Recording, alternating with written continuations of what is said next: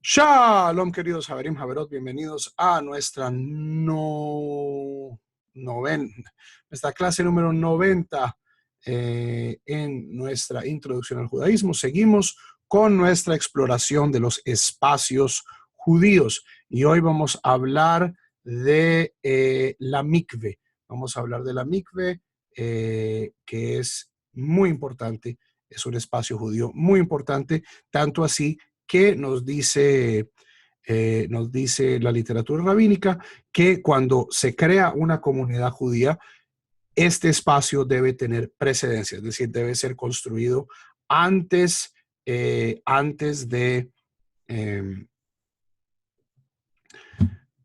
construir la sinagoga, antes de construir el Bet Midrash, antes de construir cualquier cosa, se necesita la mikve. Quedan preguntas de la clase anterior. ¿Es necesario hacer un Bet Midrash en la sinagoga o se puede hacer en la casa? Una persona que tenga una casa lo suficientemente grande para hacer un Bet Midrash puede hacerlo. Como ya hablamos en otras ocasiones, un Bet Midrash puede fungir como sinagoga, pero yo no puedo transformar un Bet Midrash en sinagoga, pero puedo transformar una sinagoga en Bet Midrash, porque el Bet Midrash tiene un nivel de santidad mucho más elevado que el de la sinagoga. No sé si eso responde a tu pregunta y espero que todos aquellos hayan visto en el canal de Facebook este video hermosísimo que puse de Costa de Marfil, del Bet Midrash que están armando los Haverim de la comunidad emergente allá en Costa de Marfil, que para mí, o sea, es un ejemplo. A nuestros Haverim de Barranquilla hay una sorpresa bien chévere con eso. Muy pronto van a tener una experiencia de Bet Midrash allá con la rabina Erin London. Entonces estén pendientes. Ok. La mikve. ¿Preguntas sobre Bet Midrash, sobre sinagoga o pasamos derecho a la mikve?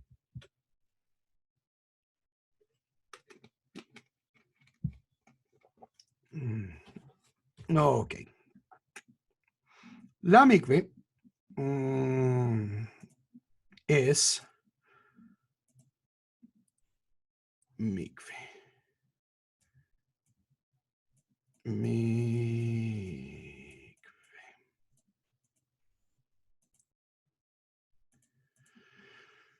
Es un hueco donde se recoge agua usando diferentes métodos. Ya en nuestra clase de Tohorat HaMishpacha dimos un pequeño taller de los diferentes métodos: agua lluvia, agua natural, hielo derretido, que pueden ser utilizados para construir una mikve. Entonces es un hueco en el piso donde se pone una cierta cantidad de agua. Esta cantidad son 40 CA. Esa es una medida de volumen rabínica, que hoy en día, entendiendo que nuestras medidas son bastante más exageradas, más o menos equivale a 600 litros de agua. Es decir, el espacio de 1 metro por 1 metro por 60 centímetros de agua. Y esa es la medida mínima que debe tener una mikve. Una medida máxima, pues no hay medida máxima. El mar es una mikve.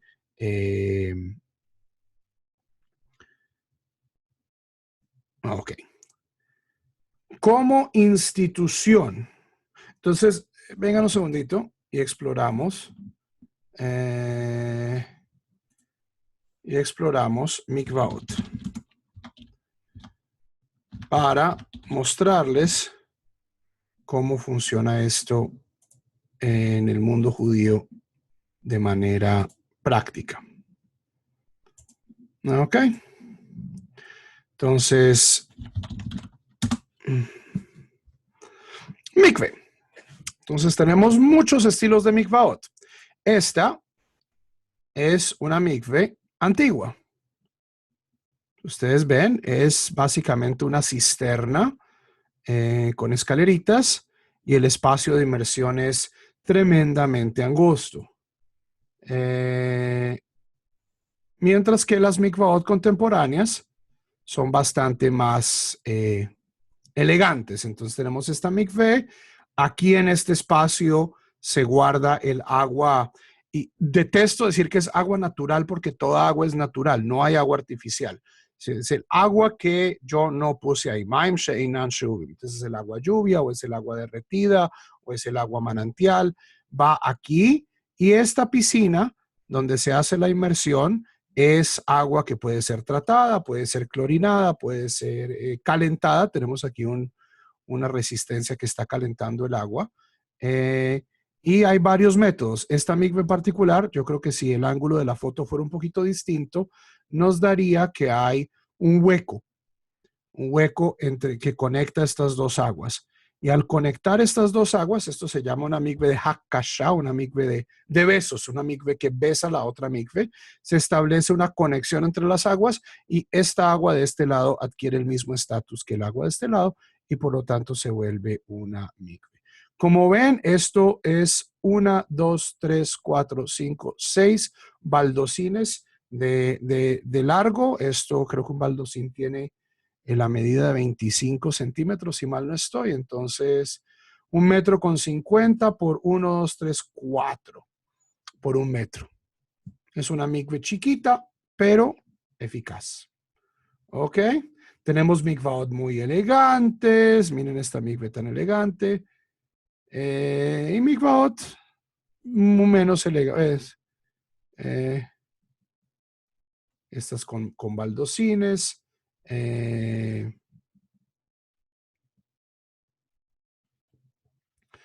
Y mikvaot más o menos elegantes. ¿Ok? Preguntas. No, ok. El propósito de la mikve, el principal propósito de la mikve es Tohorat HaMishpacha.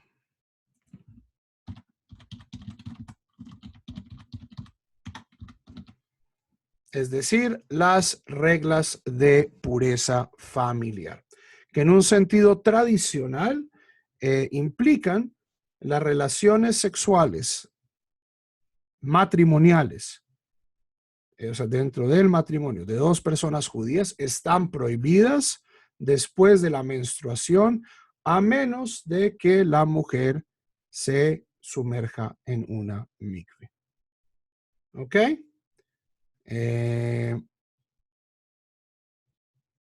Y es una transgresión grave, grave, grave, como ya hemos hablado, como hablamos en nuestro video sobre homosexualidad, básicamente es caret, o sea, tener relaciones cuando la pareja está en nidad, es decir, cuando la mujer está en nidad, para la pareja acarrea caret, para él y para ella. Caret, que es escisión espiritual, es una transgresión bastante, bastante grave. Y es por eso, Javerim, que los sabios dicen, si yo llego a un sitio, yo puedo rezar en mi casa, yo puedo hacer un Bet Midrash, yo puedo estudiar Torah solo, pero pues a menos de que yo quiera vivir una vida célibe, ¿cierto? Que el judaísmo ya vimos que no promueve y no enaltece y no privilegia. Entonces yo tengo que tener una mikve. La primera institución comunitaria que debe tener es una mikve. ¿Por qué? Porque todo lo demás yo lo puedo hacer privadamente. Mientras que o sea, por un lado, la magnitud de la transgresión, que es caret, y también la motivación, o sea, el instinto sexual es tremendamente fuerte. Es mucho más difícil resistirse a eso que, es que no recé con una Torah. O no. Entonces, por eso es que nuestros sabios son tan tremendamente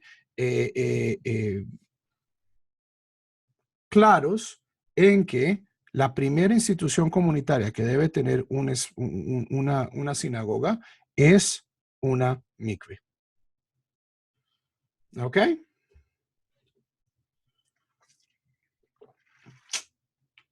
No entiendo tu pregunta, Ari. ¿Cómo así que qué es lo que le hace kosher? ¿La cantidad de agua o las medidas?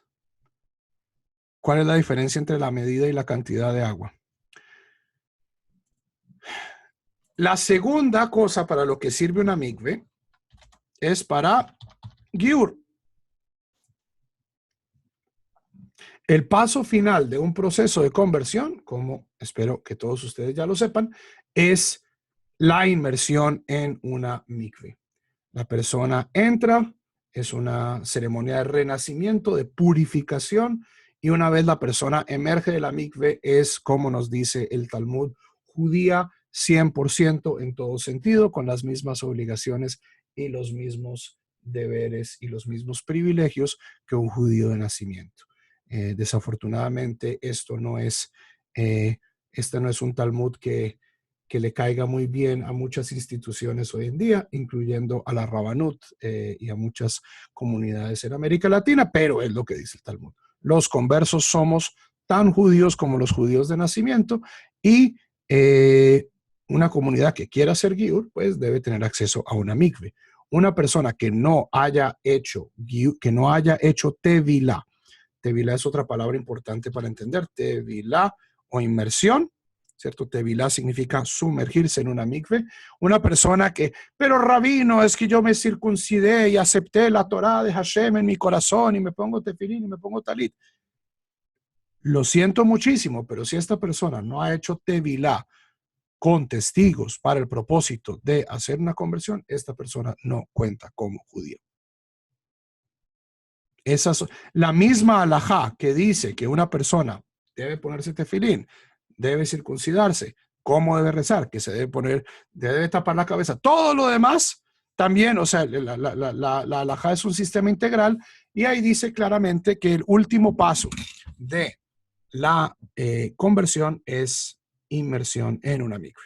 Segunda razón importante para la cual es importante para una comunidad tener acceso a una mikve.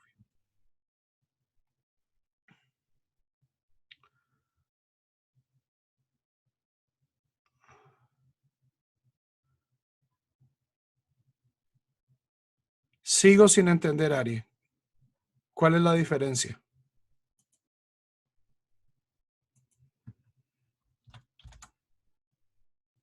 El tamaño del recipiente es irrelevante. Lo que importa es que haya suficiente agua.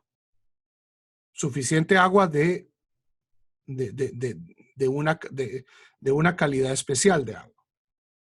Todo, o sea, si la piscina es una piscina olímpica, mientras que la persona tenga una cantidad mínima de agua y pueda hacer inmersión. O sea, si yo tengo una piscina olímpica y tiene esto de agua lluvia, pues eso no es una mikve, porque a pesar de que yo tengo la cantidad mínima de agua, pues no me puedo sumergir, estaría chapoteando, ¿cierto? Yo tengo que poderme sumergir completamente en una mikve. Y la mikve tiene otros propósitos. ¿Cuáles son esos propósitos? Es lo que se llama, o podríamos poner entre comillas, propósitos espirituales. Es decir, la mikve puede ser una práctica espiritual. En el hasidismo, por ejemplo, los hombres tienen la costumbre de ir a la mikve, ya sea todos los días, si uno es muy piadoso, o el viernes antes de Shabbat o antes de las fiestas, como una forma de purificación para las fiestas, para el Shabbat o como una forma de comprometerse pues con Dios. Esos son los usos espirituales de la mikve. Y recientemente, especialmente dado el trabajo excelente que hace una mikve pluralista en Boston, que se llama Maim Haim, Aguas Vivas, la mikve ha adquirido también una nueva práctica para gente, por ejemplo, que después de un divorcio, ¿cierto? Es extender estas prácticas espirituales que históricamente han estado conectadas solamente a ciertos tipos de hombres, especialmente hasídicos o ultraortodoxos, y expandirlos. Entonces, cuando la gente tiene, no sé, después de un divorcio, antes o después de una cirugía, momentos en los que uno necesita resetear de cierto modo su alma, su espíritu, la mikve puede ser una herramienta muy poderosa para ello. Que esta es una innovación hasídica, pero que últimamente también ha adquirido mucho auge, ha adquirido mucho auge y es muy eficaz, en efecto. O sea, estar en ese espacio íntimo de agua, o sea, todas las culturas tienen rituales de agua, son poderosos, ¿cierto? Los hindúes se bañan en el Ganges, los cristianos tienen el bautismo, que lo sacaron pues de la Tevilá nuestra, es decir, esta es una tecnología espiritual tremendamente antigua y tremendamente eficaz. Entonces, la mikve no solo es para Tohorat HaMishpacha, esa es su función central y más grave, sino también tiene otras aplicaciones, entre ellas el giur, y puede ser usado, o sea, no hay restricción de que una persona deba hacer tevilá en un momento específico o no. Lo único que sí se recomienda por motivos obvios de higiene es que una persona, tanto hombre como mujer, que esté sangrando, que tenga una herida o que esté menstruando activamente, pues no se sumerge en una mikve. En ese caso, pues en esa tevilá no se haría una verajá, porque no es una tevilá mandatoria, no es una tevilá obligatoria, no hay asher kideshanu bemitzvotav, nos santificaste con tus mandamientos y nos ordenaste sumergirnos, pero simplemente sumergirse en la mikveh puede ser una herramienta espiritual tremendamente transformadora. Javier, no entiendo la pregunta. Estoy bobito hoy, necesito que las preguntas sean bastante más específicas. ¿Cómo así? La inmersión es individual, debe ser individual. Debe ser individual. Por cuestiones de tzeniut, debe ser individual. Y este es uno de los valores que marcan la mikve, que es un valor de modestia, tzeniut. Una mikve no debe tener ventanas. Una mikve no debe tener tapias, ¿cierto? No debe ser posible verla desde arriba. Ahora, cuando no hay de otra, y por ejemplo nos toca hacer tevilá en la playa o en un río, pues hay que buscar sitios relativamente aislados, toca entrar agua adentro. En ese caso, pues puede ayudar. Y ya vamos a hablar, Javier, o sea, la tevilá de los hombres debe ser sola. Ya vamos a hablar de la tevilá en las mujeres y vamos a hablar del rol de la balanit, pero no sé si eso es lo que estás preguntando. La pregunta me confunde un poquito. Pero uno de los valores centrales de la mikve debe ser seniut. Nadie, o sea, en el fondo, no debe ser conocimiento público quién entra a la mikve y quién no entra a la mikve. Cuando nosotros vivíamos en Nueva York, íbamos a una mikve en Manhattan que tenía una mikve para hombres y una mikve para mujeres. Y las puertas quedaban una al lado de la otra. O sea, eran entradas separadas, pues por cuestiones obvias de tzeniut. Y como ya les mencioné en nuestro video sobre Tohorat HaMishpacha, mi rabino nos dijo que esto tiene que ser Tohorat HaMishpacha. Es decir, cuando mi señora va a la mikve, yo tengo que ir a la mikve. Es un esfuerzo colectivo. Vamos ambos a la mikve.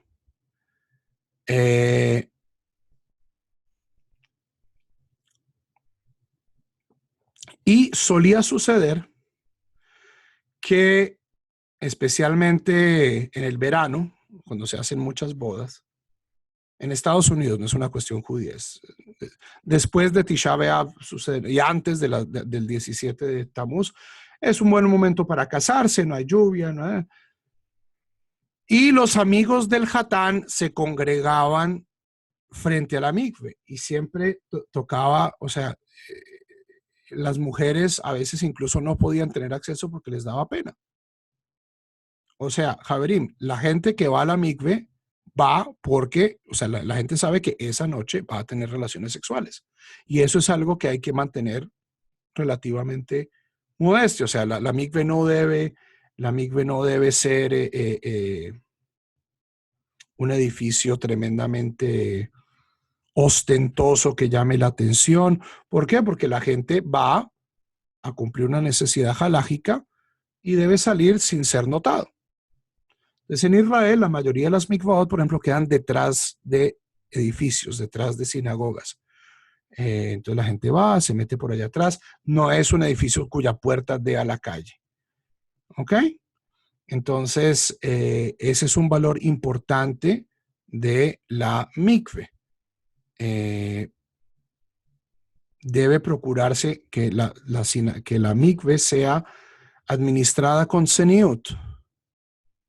Por eso, por ejemplo, yo sé que esto es muy difícil y no es posible en todos los casos, en las comunidades nuevas, en las comunidades emergentes, que tal vez solo tienen un espacio donde pueden construir la mikve y ese es el espacio donde queda la sinagoga. En ese caso, en mi opinión, la mikve debe estar abierta solo cuando el edificio esté relativamente vacío. O, si es necesario, crear una entrada separada o una entrada por otro lugar, ¿cierto? Para poder mantener la mikve abierta con relativa frecuencia. Pero, pues, si el único espacio que yo tengo es el de la sinagoga, entonces, pues, por ejemplo, la mikve no podría estar abierta un viernes en la noche o un viernes en la tarde. ¿Por qué? Porque la sinagoga va a estar llena de gente y también hay una cuestión ahí de seniut importante. ¿Ok? Preguntas.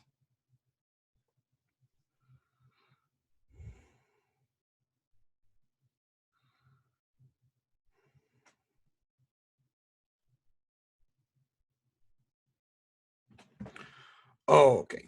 En el tema de Tohorat Mishpacha, la guardiana y administradora, la persona que maneja la mikve, se llama Balianit o Balanit.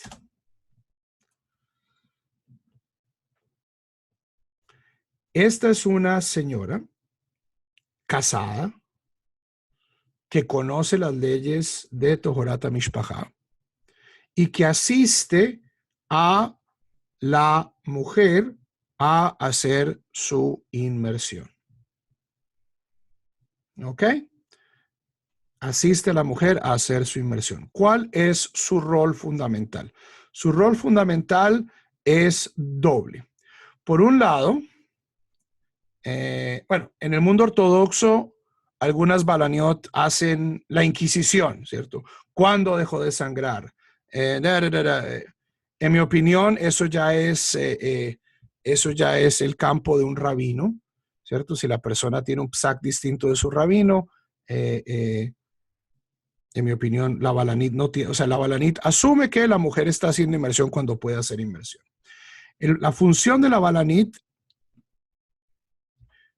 como fuente de preguntas, ¿cierto? Si esa es la costumbre de la comunidad, ¿cierto? Pues preguntas sobre Hilchot Nida, etc. Aunque idealmente deben ser llevadas al rabino, una cosa un poco más íntima. 2, revisar para Hatzitzot.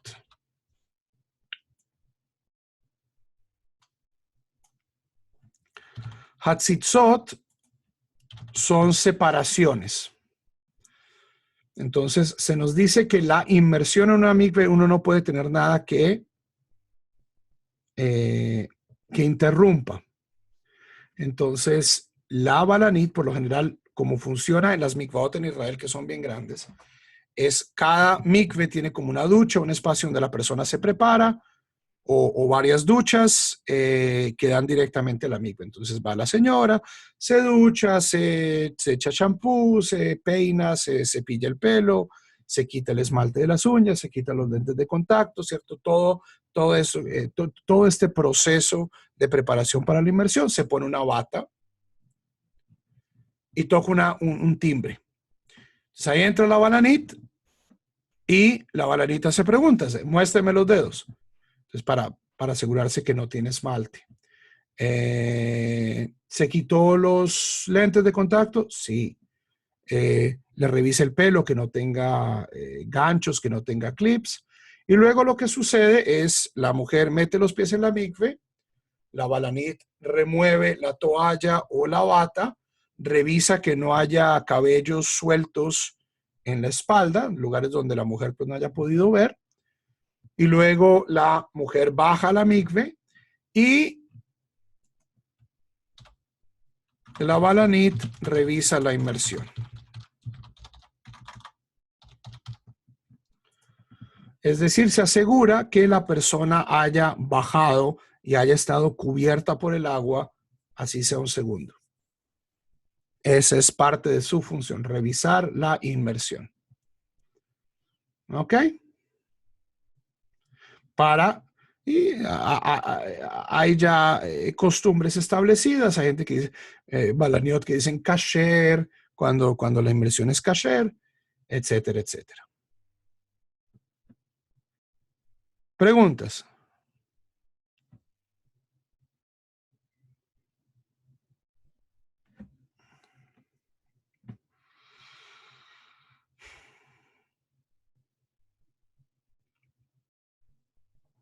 Ok. Entonces, esta es la balanit, esta es su función en la mikve. También como administradora, pues la balanit está encargada de manejar la tzeniut. Es un rol incluso hasta confesional. O sea, es alguien como un doctor que lo ve uno desnudo.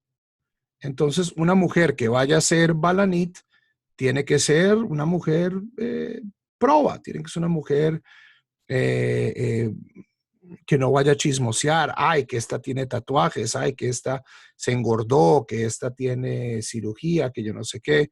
O sea, las mujeres que se ponen en manos de una balanit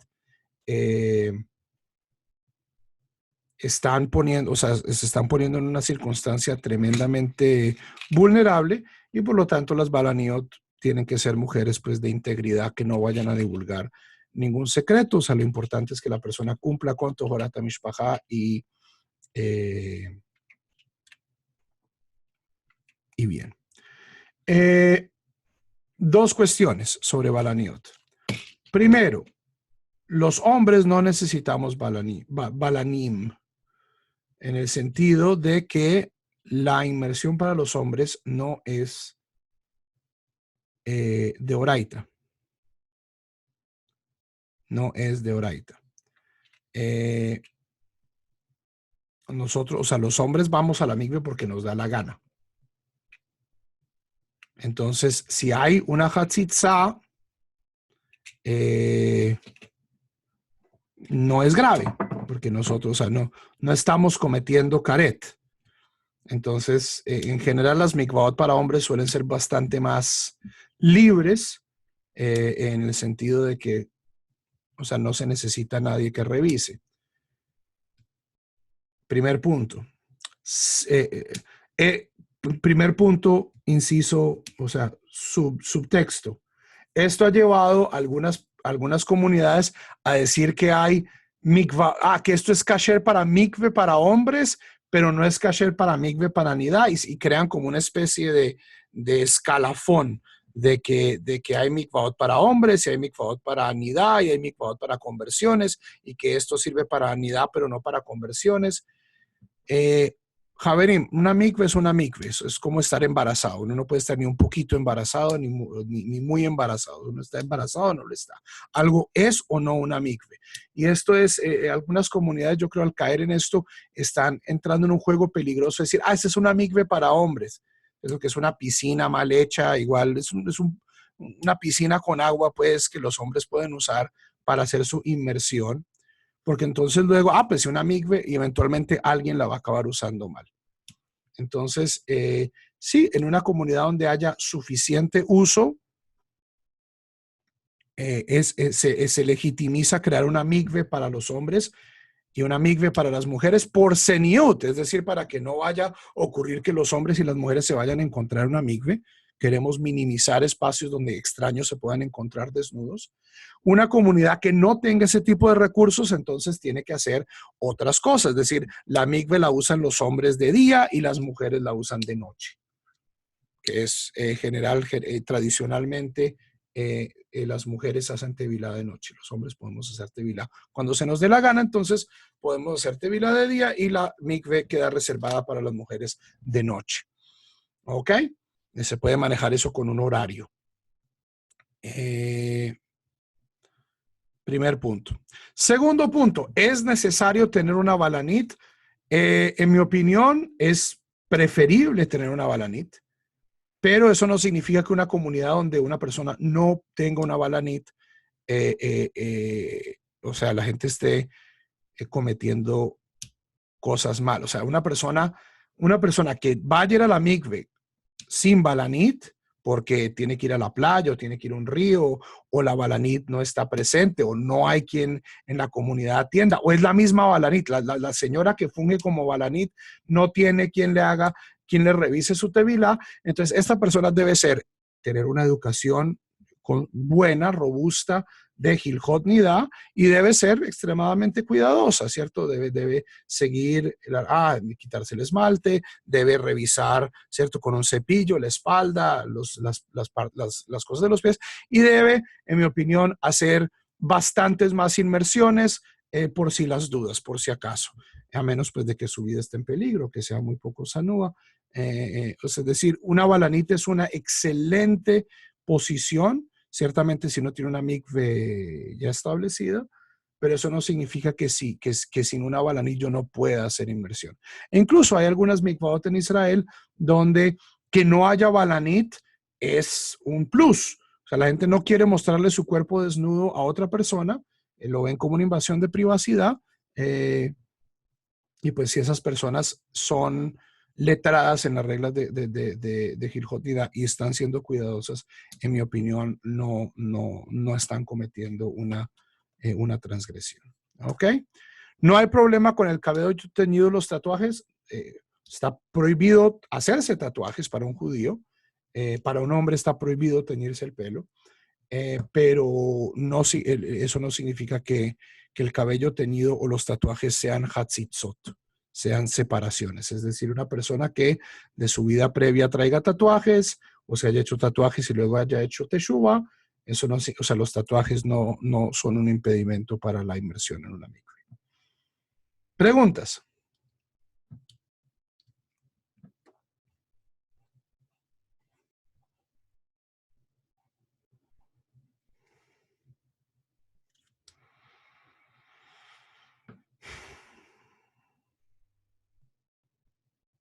Ok. Último tema. Y si no hay más preguntas, creo que terminamos la clase, porque la participación de nuevo está medio floja. ¿Quién paga por la mikve?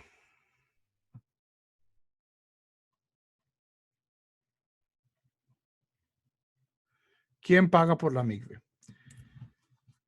¿Quiénes se benefician de ellos? O sea, ¿quién debe hacer la inversión de la mikve? Idealmente, la comunidad judía. Hay muchas comunidades y hay dos modelos. Hay dos modelos de mikve. Al menos en la diáspora. En Israel, las mikvaot, en la mayoría de los casos, las paga el Estado. En Israel, las mikvaot las paga el Estado. Qué maravilla. Pues son mikvaot todas ortodoxas, por supuesto. No pagan nuestras mikvaot. Pero bueno, es un servicio público. En la diáspora hay dos modelos. Uno es el modelo de suscripción, ¿cierto? Yo pago $20 por tener suscripción a la mikve, yo voy y uso la mikve cuando se me da la gana. O si voy a usar la mikve una vez, por lo general es una tarifa bastante más inflada. Ese es, si la mujer tiene tatuaje, no importa. O sea, hacerse un tatuaje es una transgresión, pero no impide, no es hasitza, no es una separación. Entonces,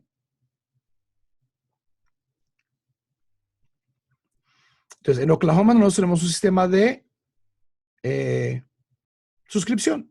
Entonces uno paga $36 al mes y usa la mikve cuando no tiene el código. Tiene un código, uno mete el código, usa la mikve. Y si es para conversión, para una cosa ocasional, entonces paga una tarifa bastante más elevada, que son $120. Es un sistema. O está el sistema de pagar pay as you use. Entonces, cada vez que yo uso la mikve, pago una tarifa, una cuota. ¿Quién fija esa cuota? La comunidad, los dueños de la mikve. De ahí puede salir un salario para la balanit, salen pues los químicos para limpiar el agua, la trapeada, el límpido, el zampic, la acción, o sea, para limpiar el espacio, el champú para tener en la ducha, el jabón, lavar las toallas, todo eso sale de ahí porque todos esos son gastos en los que incurre una mikve funcional. ¿Ok? Entonces, una comunidad cuando construye una mikve está en su derecho de exigir de quién usa la mikve, quién no usa la mikve y cuánto cobran. Entonces, es uno de estas áreas grises. Pues, por supuesto, mientras una mikve mantenga seniut y entienda que esto es un servicio comunitario, la mayoría de las mikvaot son bastante razonables. Pregunta Teresa, si uno va a una mikve pública y no quiere ser atendido por una balanita, ¿es posible? En Israel no. En Israel las mikvaot son todas controladas por la Rabanut ultraortodoxa. Ellos insisten en el uso de balanit para mujeres. Entonces es incluso a muchas personas ni siquiera, o sea, allá se reservan el derecho de admisión. Una vez a mi señora no la querían dejar entrar porque mi señor usa kippah. Pero no la vamos a dejaros porque usted es un travesti. Usted es un hombre. Usted no puede entrar acá. Entonces, no sé si las cosas hayan cambiado en estos años, pero al menos hace 10 años era bastante restrictivo. ¿Quién certifica que el agua es adecuada para su uso? No es tanto el agua, sino la mikve en general, un rabino. Un rabino. Aunque uno puede hacer una mikve en su casa también. O sea, este no es el primer video de mikvaot que les he dado. Tengo un video muy extenso que hicimos hace un par de meses sobre Hilhot Mikvaot. Ustedes quieren aprender Hilhot Mikvaot, vayan, vean el video, estudien las fuentes y ustedes tienen suficiente criterio para poder hacer una mikve en su casa. Mikve, no mitve con T, sino mikve con K. Mikve. ¿Se puede usar un río? Sí, se puede usar el mar, se pueden usar lagos. No todos los ríos son kasher. El agua tiene que empozarse y tiene que tener un espacio suficiente para poder hacer la inmersión. ¿Ok? Si es un río y el agua es así y el agua es así, pues entonces yo no puedo utilizar ese río para inmersión. El mar, si en el mar no tengo un espacio donde yo pueda sumergirme completamente, si es una laguna marina muy pandita, no sirve para mikve, a pesar de que el mar es una mikve. ¿Ok?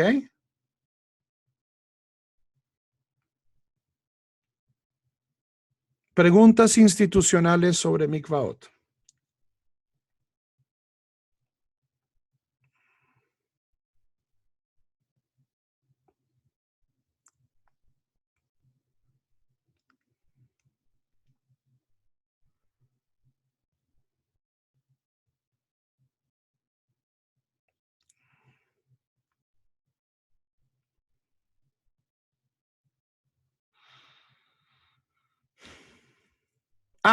Gracias. Se me había olvidado. La otra función que tiene la mikve es Tevilat Kelim. Sumergir enseres. Ya esto lo estudiamos un poquito cuando hablamos de las leyes de Kashrut. Y es que cuando yo compro una olla o un cubierto, a menos de que sea hecho por judíos, lo cual no, todo es made in China, y no son los judíos de China los que están haciendo los enseres, yo debo primero, antes de usarlo, sumergirlo, hacerle tevila. Se dice una verajá, Baruch ata Hashem, asher kideshanu, Eloheinu melech haolam, asher kideshanu b'mitzvotav v'tzivanu, al tevilat kelim. Y luego uno los mete en la mikve, deja que se sumerjan completamente, o sea, que estén rodeados de agua, un segundo, y luego uno los saca. Y ya, eso queda listo para ser usado.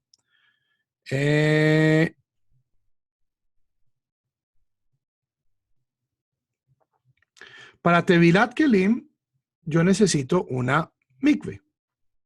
En Oklahoma, por ejemplo, no tenemos una mikve. En sitios muy, muy elegantes, como en Israel, venga, les muestro una foto de una mikvat kelim. Hay mikvaot especiales para, por lo general, por detrás de la mikve, para sumergir objetos. Entonces, aquí tenemos mikvat kelim. ¿Ok? Mikvat kelim. Entonces tiene uno este huequito y esto es como vienen por detrás de la mikve. O así muy elegantes. Entonces la gente va y hace su tevilá y es por fuera del edificio. Por fuera del edificio. Entonces esto pues es ideal porque yo puedo venir en cualquier momento del día y la noche y, me compré un cuchillo nuevo, pues voy a la mikve y lo meto. La gente utiliza a veces mallitas, como estas bolsas de plástico con huecos y ponen un montón de cosas y los meten así, para que el agua pues que se distribuya bien. Acá tenemos, si ven, tiene una malla metálica para que no, pues, no se le vaya pues, el tenedor al fondo de la mikve. Si uno tiene de eso, muy chévere. La mayoría de las comunidades que comienzan a hacer su mikve no van a tener una mikve diferente para eso. Entonces, pues toca utilizarla con juicio. Entonces, no puede venir cualquier persona en medio. O sea, yo cuando voy a hacer tevilá para mis enseres, pues primero pregunto en la oficina, ¿hay alguien usando la mikve? Y si me dicen no, entonces entro a la mikve y uso la mikve para los enseres de cualquier momento, pues normales. ¿Cuánto se debe cambiar el agua? ¿Cuándo se debe cambiar el agua? Cuando se ensucie. La mayoría de las mikvaot, o sea, la mayoría de las una vez yo tenga 40 sea de agua apropiada, ya sea por lluvia o por hielo, por lo que sea, por agua manantial, por río, por agua, que yo no puse ahí pues con un balde. Yo, a una vez tenga 40 sea, yo a eso le puedo echar agua de la llave, yo a eso le puedo echar cloro, puedo tratar el agua. No es que tengo que dejar que el agua pues se empose ahí y críe zancudos por el resto del mundo. La mayoría de los mikvaot tienen dos espacios. Tienen un espacio que se llama el bor, que es el sitio donde se recoge el agua kasher, y otro espacio donde se usa agua de la llave, agua tratada, agua caliente, agua reciclada, lo que sea, y esa agua pues tiene cloro, tiene todas las cosas. Entonces, pues cada cuánto se cambia el agua. Hay comunidades donde cambian el agua una vez al año, hay comunidades donde cambian el agua cada mes, cada 2 meses, o sea, depende del uso y depende también o sea, cada cuánto creen ustedes que cambian el agua en una piscina. Eso hay filtros, si hay tratamiento, uno puede, o sea, uno bien mantenido, uno puede mantener una mikve sin tener que cambiar el agua mucho tiempo. Las comunidades no ortodoxas en Israel tienen sus propias mikvaot. El movimiento Masortí tiene 2, una en Giló y otra en Kibbutz Hanaton. El movimiento reformista creo que tiene una en el Negev y otra en Tel Aviv. Y fueron pues pagadas pues por la propia gente. Como se hace en los Estados Unidos. O sea, que en los Estados Unidos las mikvaot que hay es porque las pagó fulanito, perencejito o la comunidad entera, pues pagaron la mikve. Preguntas. Gracias por la pregunta, Mikvat Kelim, se me había olvidado. Y si es tenemos aquí otro ejemplo. Miren este señor con su red de pesca. Y no hay nada más frustrante que se le vaya a uno por allá un plato frágil, por allá un plato de vidrio, un plato de porcelana y se rompa allá en el fondo de la mikve. Eso es complicado. Entonces, mikve para Kale Mikva. Ok, hay comunidades que pueden pagarse esto, hay comunidades que tienen que usar la misma mikve. En mi opinión, no es una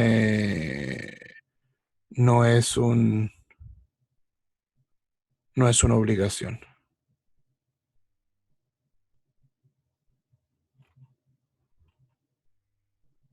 O sea, aquí en Oklahoma la pasamos muy bien sin una mikvat kelim, pues tampoco es que haya mucha observancia de esta mitzvah en todo caso. Y hay mikvat kelim bastante más artesanales, miren esto.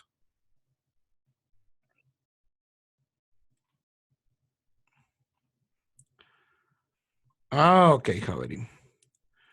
En todo caso, que tengan un Jodesh Av lleno de significado, de recogimiento, un ayuno significativo, profundo. Hay clase el próximo domingo y Merced Hashem. Y bueno, en todo caso, Javerim, que tengan una buena noche. Shalom y lehitraot.